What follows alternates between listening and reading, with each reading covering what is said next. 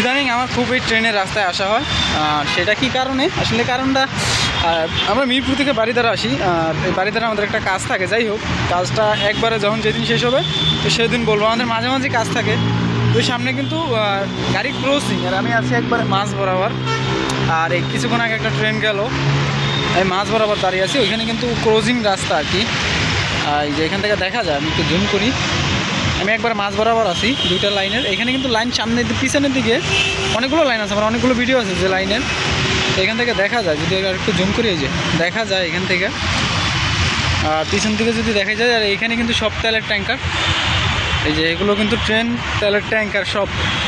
একটু জুম করে দাঁড়ানি, আসলে কি রিস্ক থাকে অনেকটা, ট্রেন যে কোনো সময় চলে আসতে পারে। আমি যখন এখানে আসি তখন আপ ডাউনে দুইটা করছে, এই দিক থেকে ওই দিক থেকে দুইটা আসছে।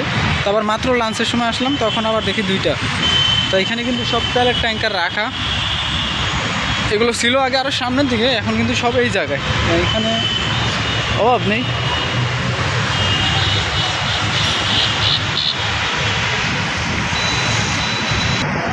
এইগুলো যা আছে সব হলো তেলের ট্যাঙ্কার, এগুলো ছিল আগে লাইনে, এই লাইনে, এগুলো রাস্তার পাশের লাইনে নিয়ে আসছে।